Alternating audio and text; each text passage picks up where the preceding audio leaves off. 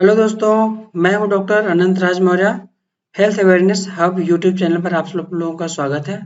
तो दोस्तों, मैं अपनी इस वीडियो लेक्चर्स में आप लोगों के लिए कोविड-19 या कोरोना वायरस से संबंधित जानकारी लेकर के आया हूं, जिससे आप अवेयर हो सकें। जैसे कि आप लोगों को पता है कि इतना ज़्यादा केसेस बढ़ रहे हैं और सबको हॉस्पिटल की सुविधाएं अवेलेबल हो पाना मुमकिन नहीं है। हर कोई डर के मारे जिसको इन्फेक्शन हुआ हॉस्पिटल की ओर भाग रहा है, तो इतनी ज़्यादा बेड्स नहीं कि सबको मिल सके।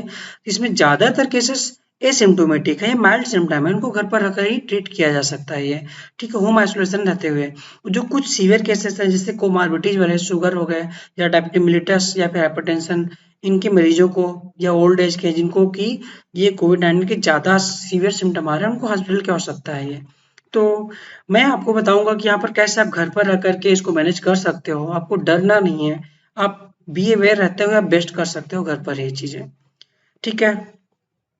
और मैं अपने इस वीडियो में आप लोग बताऊंगा कि जैसे कि आप लोग कंफ्यूज रहते हो, सब ज़्यादा परेशान हो कि सीआरपी क्यों करवाएं, या फिर सीआरपी का रोल क्या है, चार्जशीट का रोल है, चार्जशीट कब करवाना चाहिए, आरटीपीसीआर कब करवाना चाहिए, डिस्चार्ज कब होना चाहिए, डिस्चार्ज कब होना चाहिए, डिस्चार्ज के बाद क्या करना चाहिए, सारी चीज़ें हैं, ठीक है। इनकी सबसे रिलेटेड क्वेश्चंस मैं आपको यहाँ पर जानकारी दूंगा। तो यहाँ पर जैसे कि आप लोग देख पा रहे हो यहाँ पर कि किसी को कोई पेशेंट है, उसको इमीडिएटली कब हॉस्पिटल की रिक्वायरमेंट है, जैसे कि शार्टनेस ऑफ ब्रीथ हो या डिफिकल्टी ब्रीथिंग, सांस लेने में दिक्कत हो रही हो या बोल ना पा रहा हो, मूव ना कर पा रहा हो या सीने में बहुत ज्यादा दर्द हो, इन सब पेशेंट को ऑन द स्पॉट हॉस्पिटल की आवश्यकता है। इनको घर पर मत रखिए, तुरंत इनको हॉस्पिटल या ट्रीटमेंट लीजिए मेडिकल के। और मोस्ट कॉमन सिम्टम आ रहे हैं, फीवर आ रहा है और ड्राई कफ आ रहा है, याद रखना ड्राई कफ, टायर्डनेस, थकावट जैसे। अदर क्या चीज, आपका टेस्ट चला गया हो, आपका स्वाद और सूंघने की क्षमता चली गई हो, ये सारे मोस्ट कॉमन सिम्टम आ रहे हैं ये कोरोना की सेकेंड वेव के साथ। अदर जो सिम्टम है, गले में खराश होना, आपको डायरिया भी आ रहा है, डायरिया हो सकता है, या सर दर्द हो सकता है, या बॉडी पेन जैसा हो सकता है, या जगह जगह रैसेस हो सकते हैं, या फिर आंखों में जलन या रेडनेस है, ये चीजें हो सकती हैं, ये चीजें सिम्टम है, ठीक है। अदर सिम्टम क्या है कि जैसे कि कोविड-19 करता है क्या फेफड़े में जा करके, ये कोविड-19 जो है, ये वायरस क्या करता है, आपको न्यूमोनिया काज कर देता है ये। जैसे कि आप देख पा रहे नॉर्मल एल्वेलाई है, लंग्स में जो ये फेफड़े में जो कुपिकाएं या एल्वेलाई बोली जाती हैं, इनमें क्या होता है कि ब्लड की वेसल से चारों तरफ घिरी रहती हैं और यहाँ पर गैसेस का एक्सचेंज होता रहता है, ये गैसेस का एक्सचेंज यहाँ पर ये होता रहता है, जिससे कि हमारा ब्लड में ऑक्सीजन जाता है, CO2 बाहर निकलता रहता है। अब यहीं पर कोविड-19 की वजह से क्या होता है, यहाँ पर फ्लूइड भरना शुरू हो जाता है। जब ये फ्लूइड भर जाएगा तो गैसेस का एक्सचेंज नहीं हो पाएगा और O2 का सिचुएशन डाउन हो जाएगा। O2 का सिचुएशन ये फॉल ऑफ हो जाता है, इसमें जो है जब O2 से फॉल ऑफ हो जाएगा तो आपको ये सांस लेने में दिक्कत होने लगती है, सांस फूलने लगती है, ठीक है। और नेक्स्ट, जैसे आपको ऊपर बताए हुए सिम्टम आपको जैसे आते हैं, ऑन द स्पॉट आप आरटी पीसीआर कराइए, इसमें लापरवाही मत बरतिए। क्यों? क्योंकि आरटी पीसीआर की रिपोर्ट आने में आपको 48 टू 72 हावर्स या 48 से 72 घंटे आपको लग जाते हैं रिपोर्ट आने में, और ये 3 डेज तक पहुंच चुका होता है, जबकि 3 डेज तक में क्या है, ये अदर लोगों को तब तक बहुत ज्यादा इन्फेक्ट कर चुका रहेगा अगर आपने नहीं करवाया, आपने आइसोलेशन नहीं होता है। जैसे फीवर अदर सिम्टम आता है, आप तुरंत अपने आप को आइसोलेट कीजिए और नजदीकी स्वास्थ्य केंद्र पर जा करके आप तुरंत आरटीपीसीआर जांच करो, लापरवाही मत कीजिए, क्योंकि आपको घर के अदर मेंबर्स को इन्फेक्ट कर सकते, जैसे कि आरटीपीसीआर रिपोर्ट आने में 48 से 72 घंटे लगते हैं।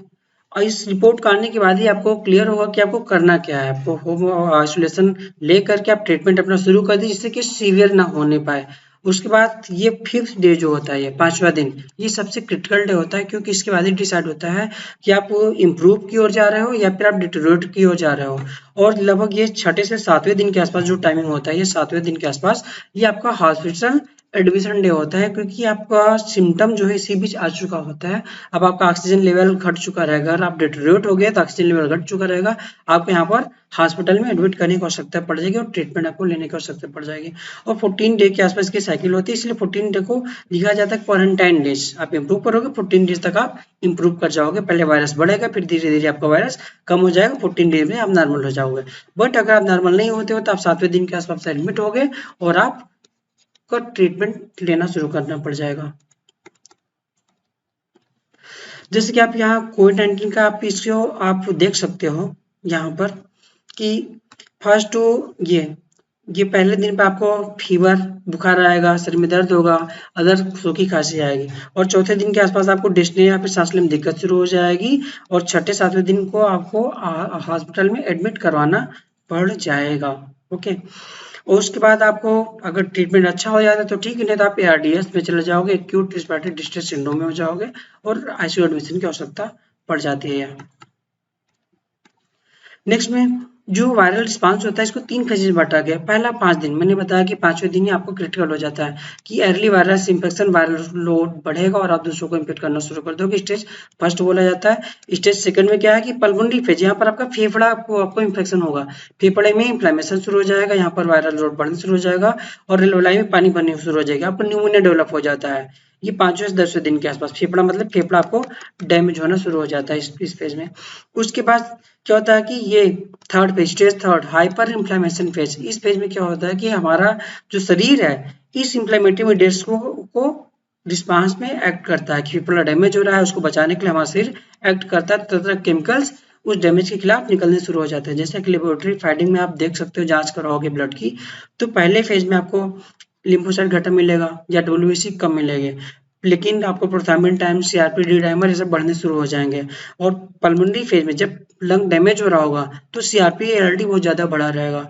और फाइनली हाइपर इन्फ्लेमेशन फेज में, जब थर्ड फेज में आप जा चुके होगे वायरस के, आपका फेफड़ा पूरी तरीके से लगभग डैमेज हो चुका होगा, तो पूरे तरीके से इतने ढेर सारे केमिकल्स रिलीज होंगे, फेरेटिन, डी डाइमर, CRP ये सब बढ़े रहेंगे। ठीक है, नेक्स्ट की इन्वेस्टिगेशन CRP। जैसा कि CRP, सब लोग CRP के पीछे भाग रहे हैं। CRP होता क्या, CRP है क्या? ये सी रिएक्टिव प्रोटीन, ये एक इंफ्लेमेटरी मार्कर्स है। शरीर में जो भी तोड़ फोड़ या फिर इंफ्लेमेशन हो रहा होगा, ये बताता है कि शरीर में इंफ्लेमेशन बहुत ज्यादा है या बहुत ज्यादा डैमेज हो रहा है ये चीजें। तो ये कोई इसका CRP अगर बढ़ा हुआ है तो इसको कम करने कोई दवा नहीं होती, बल्कि आप इंफ्लेमेशन को कम कीजिए, CRP कम हो जाएगा। CRP की वैल्यू लेस देन 10 मिलीग्राम पर होती है। ठीक है, अगर 10 मिलीग्राम से बढ़ रहा है, अगर 20 के आसपास है तो माइल्ड सिम्टम है, अगर 40 पहुंच चुका है तो सीवियर सिम्टम है, लेकिन अगर 70 मिलीग्राम से ज्यादा है तो आपका ये इन्फ्लेमेशन बहुत ज्यादा है, फेफड़ा बहुत ज्यादा डैमेज हो चुका है, आपका ऑक्सीजन लेवल बहुत घट चुका रहेगा, आपको ऑक्सीजन लेने की आवश्यकता पड़ेगी। ओके, CRP लेवल बढ़ने का मतलब कि आपका इन्फ्लेमेशन बहुत ज्यादा है, डैमेज काफी ज्यादा हो चुके हैं ये चीजें। आप लंग्स के फेफड़े के लोब की बात करते हैं तो दाहिने फेफड़े में 1, 2, 3 लोब होते हैं, जबकि बाएं में 1 लोब एंड 2 लोब होता है। तो टोटल नंबर लोब्स फेफड़े में कितने होते हैं? 5 लोब होते हैं, आपको ये याद रखना है। ठीक है, नेक्स्ट है कि HRCT फाइंडिंग। तो HRCT ये सबसे दिक्कत रहती है कि HRCT करवाएं कब, क्योंकि काफी महंगी जांच होती है HRCT थोरैक्स की, और ये कोविड-19 का सबसे बेस्ट मार्कर है कि आपको क्लियर हो जाता है कि कोविड है कि नहीं है। ठीक है, अगर ये आप पहले 5वें दिन करवाओगे HRCT तो कोई फाइंडिंग नहीं मिलेगी, क्योंकि एसिम्प्टोमेटिक केस में कोई फाइंडिंग नहीं मिलेगी। सिम्प्टोमेटिक केस में अगर 5 डे के पहले आपने करवा लिया, 5वें दिन के पहले करवा लिया, तो भी ज्यादा फाइंडिंग नहीं मिलने वाली है। लेकिन अगर 5वें दिन के बाद सिम्टम के बाद आप करवाते हो तो 97% आपका सेंसिटिविटी इसकी आ जाती है ये।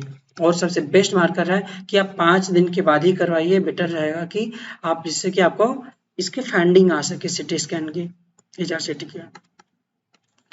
और इसमें HRCT में क्या होता है कि कोरेड स्कोरिंग होती है।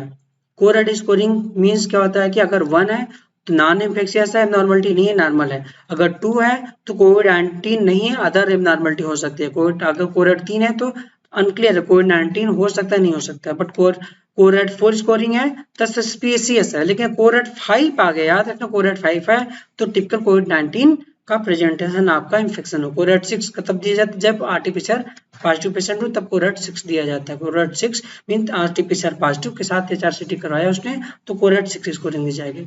इसके अलावा मैंने आपको बताया कि HRCT में कि लंग्स में टोटल 5 लोब होते हैं और प्रत्येक लोब के लिए 5 स्कोरिंग दी जाती है, तो टोटल कितनी स्कोरिंग हो जाएगी? टोटल 25 स्कोरिंग हो जाती है ये।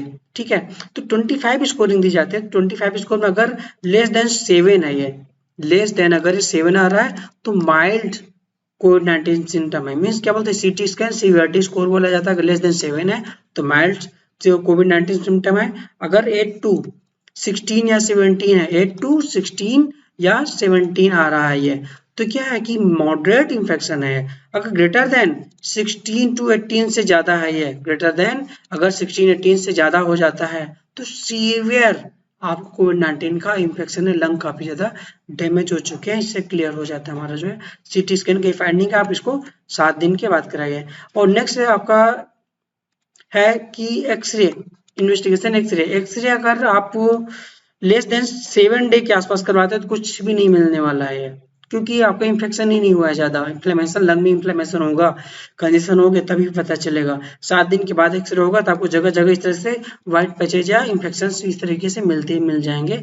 और एक्सरे फाइंडिंग इसलिए करवाते हैं क्योंकि काफ़ी सस्ता होता है, इसका रेडिएशन एक्सपोजर कम होता है, इसलिए हम लोग एक्सरे को करवाते हैं। ठीक है।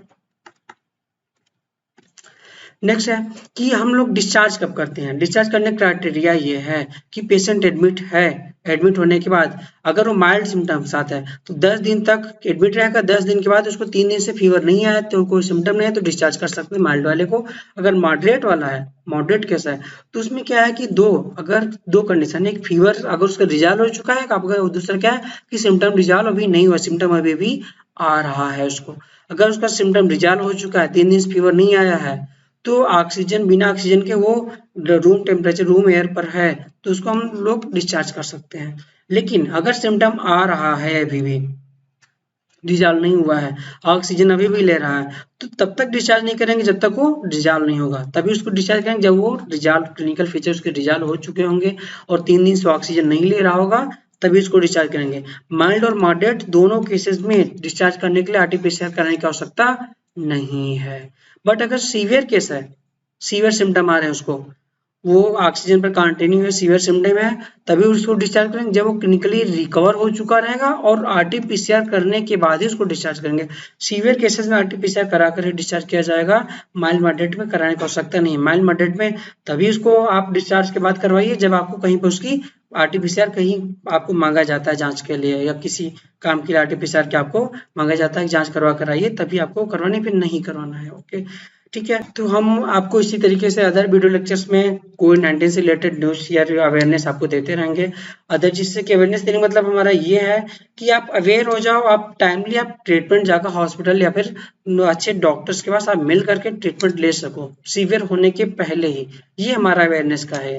तो अदर जैसे डेंगू, मलेरिया हो जाते हैं, इनमें क्या है कि अगर आप अवेयर नहीं हो तो क्या होता है कि फाइनली वो जो है फॉटल हो जाता है, तो आप हॉस्पिटल जाने में तब तक लेट कर चुके होते हैं जब तक कि सिम्टम बहुत ज़्यादा आ चुका होता है, ट्रीटमेंट करना मुश्किल हो चुका होता है।